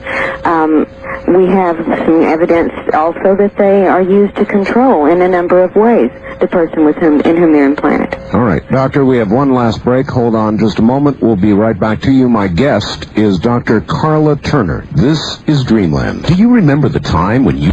Hi there, Dr. Turner. Hello. It's been quite a program. You pull no punches, and if information about this subject is negative, I've noticed you're not hesitant to present it. Do you think a lot of researchers hesitate to do that? Yes, I do. I think that even admittedly they do. For one thing, there are some people whose concerns also include getting as much general acceptance by the mainstream scientific, medical, educational communities as they can, and you cannot hit them with this full force with all of the raw data they feel. They try to make it more palatable so that they can bring the person or the group or the into this more gently, more slowly, where it becomes more acceptable, and they can learn to at least open up and think about these subjects. I can understand that. Also, it is a frightening situation sometimes if what we see is taken at face value. The trouble is right now we just don't know if it should be taken at face value. With virtual reality capabilities, any number of things can be presented for our pseudo-experience that are not actually there. So we're dealing still on a very primitive level with what in this is real. I ask this of a number of researchers, and I will ask you. Given a choice, if you were about to be abducted, Doctor, and you had the opportunity to do it, would you run like hell, or would you sort of lay back and just experience what was about to happen to you? If I had a choice to experience it or not, that's right. Certainly I will say no until I have more understanding of what this is involving, of what the purpose is, what my part in it is, and what it's going to be ultimately used for. All right. On the wild card line, you're on the air with Dr. Turner. Good evening. Hi, Art. This is Jim and Chico. Listen to KP. Hi there. I had an off-the-wall question. Has the guest ever looked into whether the abductions are with people that have like healthy genetically, like have no health problems in their family and so forth, or does it matter? It is a good question. What about that, Doctor? It doesn't seem to really matter. Seems to be pretty much a cross-section the way most of the general population runs. People with health problems, people who are inordinately healthy, people who develop health problems afterwards, people who are cured of health problems afterwards, people with handicaps, people with mental disabilities. It doesn't seem to matter. Have there been records of cures after abductions? Oh, certainly. Yes, of different kinds of either illnesses or chronic conditions or diseases, but as often as there have been cures, there have been reports of physical harm or after effects on the person after the abduction. Sometimes very serious, sometimes not so serious. See, the problem for any scientist is this whole damn thing is so random. Exactly. It's so random. You keep trying to put your finger on something. Well, they're more from here, or more of this type, or they're looking for this, or they're looking for that. But it seems to be utterly random. How frustrating. And even more frustrating when we count on certain things that we take for granted and everything else we deal with is when you realize that also none of us have ever actually seen. I mean, this is possible. We have never actually seen what these beings really look like, given their capabilities. Right. Right. On the toll-free line, you're on the air with Dr. Turner. Good evening. Hi. Hello. Craig up in Anchorage. Anchorage, Alaska, yes. Yeah, I'm pretty sure that what they're actually doing is taking samples and maybe growing their own species, cloning. What do you think about that? It's within the realm of possibilities, but it wouldn't explain all of the things that they do. I would have to see how all of the data would fit into that scenario. It'd have to be more specifically explained to me before I could comment really intelligently. All right. Wildcard line, you're on the air with Dr. Turner. Hello, where are you? Yeah, this is Mark calling from Kogo in San Diego. Yes, Mark. Hi, Dr. Turner. Hello. I wanted to talk about an off-the-wall possibility, and that's the possibility that perhaps I don't want to say spiritual, but perhaps the mental powers of the collective intelligence of all the people are perhaps creating this, that they're bringing it into being? Well, that's a theory that I've heard expressed before. I mean, maybe it is off the wall. I think that we would have to then redefine what we call bringing into being, because these things are photographed, videotaped, leave landing traces, permanent ones, are on radar. They have a real physicality. If we're creating that, then we might as well call ourselves gods, huh? I wanted to ask a question about what you said. You said that you thought the beings were more concerned with the physical rather than the spiritual or mental. Could you explain that in more detail? Right. I think their agenda, unfortunately, is not a primarily spiritual program as they would have us think sometimes, and as we would ourselves like to believe sometimes. That they are here simply for, say, assisting us through an inevitable transition phase of some catastrophe, or assisting us to make the transition psychically and spiritually to the next dimension or level.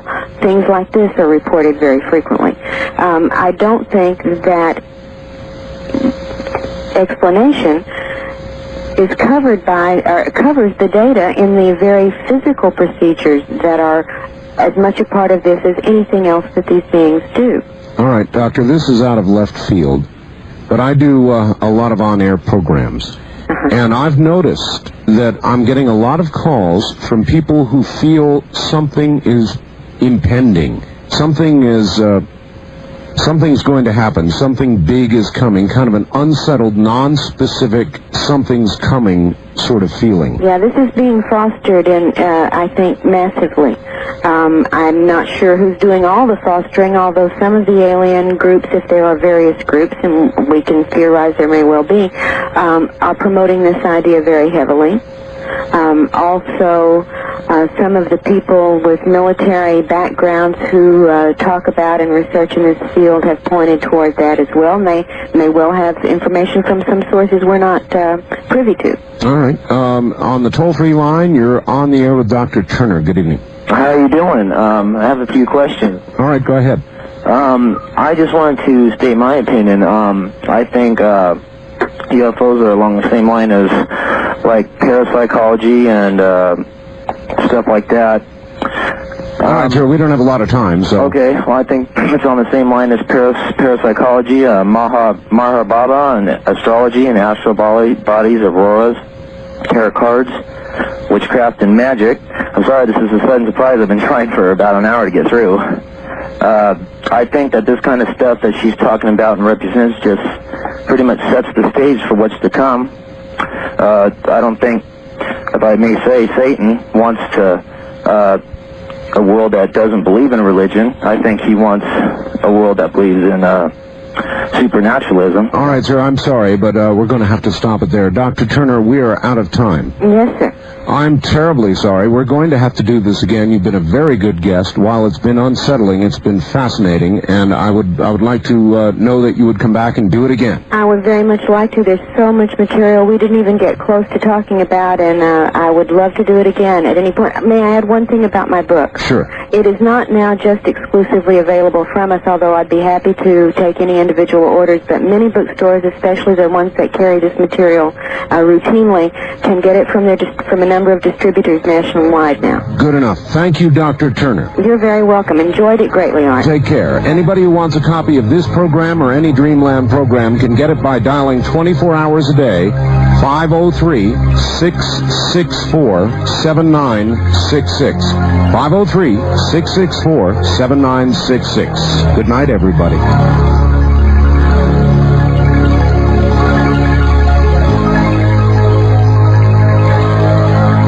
This has been Dreamland, a program dedicated to an examination of areas in the human experience not easily nor neatly put in a box. Things seen at the edge of vision, awakening a part of the mind as yet not mapped. Yet things every bit as real as the air we breathe but don't see. Please join us again next week at this time for Dreamland.